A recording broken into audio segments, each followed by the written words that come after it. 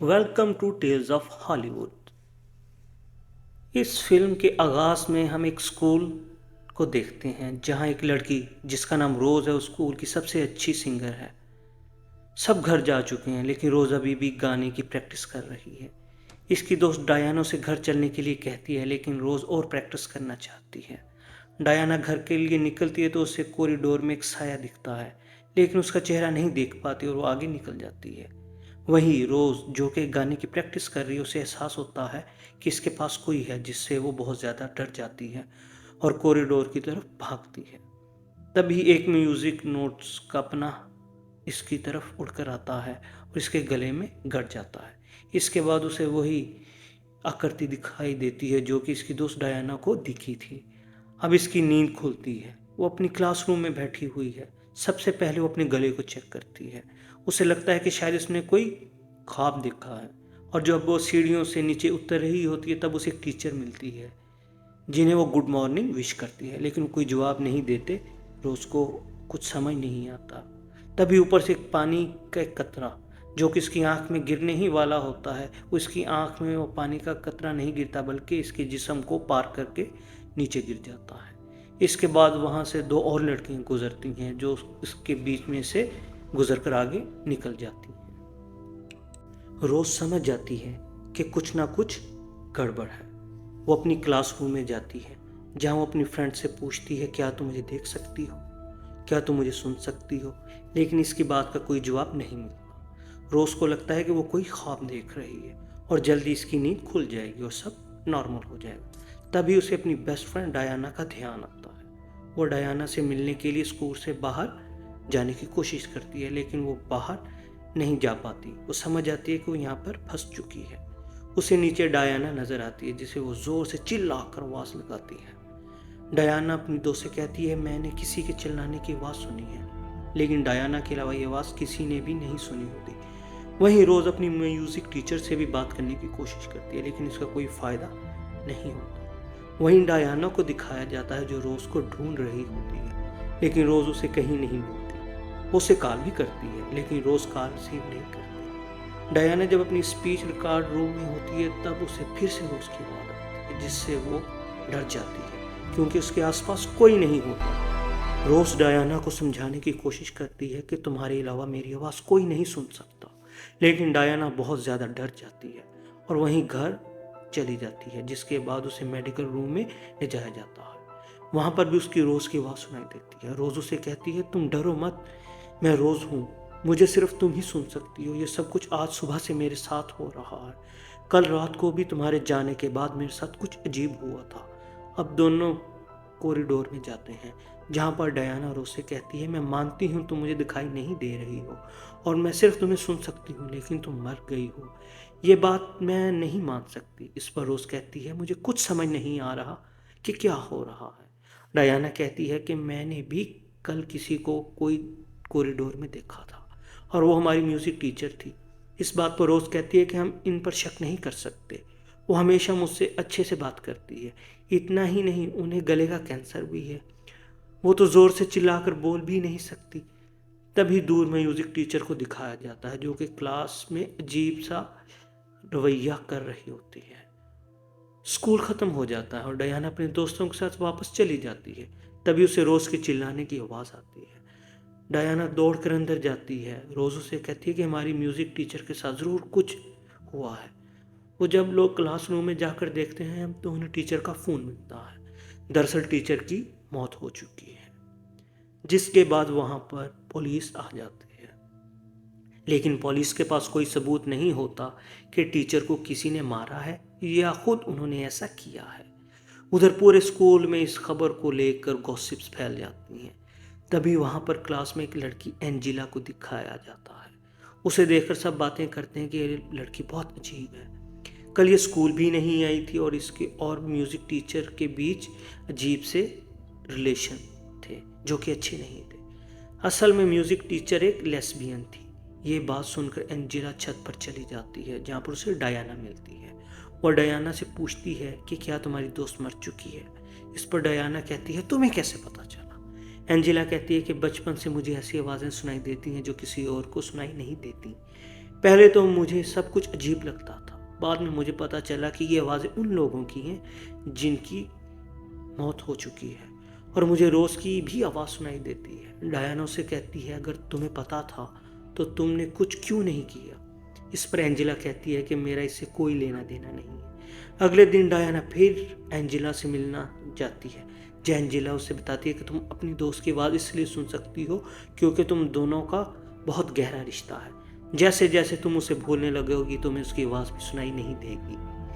तभी वहाँ रोज़ भी आ जाती है, जिसे लिफ्ट की तरफ से एक आवाज़ सुनाई देती है। वो डायना के साथ लिफ्ट की तरफ जाती है, लेकिन डायना को कुछ सुनाई नहीं देता। पर यहाँ पर रोज़ को एहसास होता है कि कोई इनकी तरफ बढ़ रहा है, इसलिए वो ज़ोर से चिल्लाती है, जिससे डायना भी होश में आ जाती है। इसके होश में आने के बाद रोज़ उससे माफ़ी मांगती है और कहती है कि तुम मुझे छोड़कर कभी मत जाना, क्योंकि अगर तुम चली गई तो मेरी आवाज़ भी चली जाएगी। अब रोज़ की याददाश्त भी बहुत कमज़ोर होने लगती है और वो ठीक से याद रखने में भी नहीं पाती। अगले दिन डायना के पास फिर से एंजेला आती है। डायना उससे कहती है, मुझे पूरा यकीन है मेरी दोस्त जिंदा है। एंजेला उससे पूछती है, तुम्हारी दोस्त को अभी भी क्या क्या याद है? डायना बताती है कि उसे सिर्फ इतना याद है कि वो एलिवेटर पर बेहोश हो गई थी। यह सुनकर एंजेला कहती है कि भूतों की बात पर कभी भरोसा मत करना, क्योंकि वो वही बातें याद रखते हैं जो उन्हें रखना होता है। उधर रोज को स्कूल में काम करने वाले दो आदमियों की बातें सुनाई पड़ती हैं, जो कहते हैं कि म्यूजिक टीचर लेस्बियन थी, और ये पहली बार नहीं हुआ। यहाँ पहले भी एक लड़की सुजैन ने ऐसे ही किया था, जिसके बाद वो दोनों के दोनों लिफ्ट की तरफ बढ़ते हैं और वहाँ पर अचानक से रोज की डेड बॉडी मिलती है, जिससे खून बह रहा होता है, और इन सबको पता चल जाता है कि रोज की मौत हो चुकी है। इस बात से डायना को बहुत दुख होता है। अब डायना और एंजेला इस बात के पीछे का सच पता करने के लिए रोज के घर जाते हैं, जहां रोज के साथ इसकी माँ की तस्वीर होती है, जिसका चेहरा तस्वीर में कटा हुआ होता है। एंजेला डायना से रोज के बारे में पूछती है। डायना बताती है, एक दिन मैं हॉस्पिटल गई थी जहां से एक लेडी ने कूद कर जान दे दी थी। वो कोई नहीं बल्कि रोज की मदर थी। एंजेला उसे समझाती है कि अब तुम्हें रोज को जाने देना होगा ताकि इसकी रूह को सुकून मिल सके।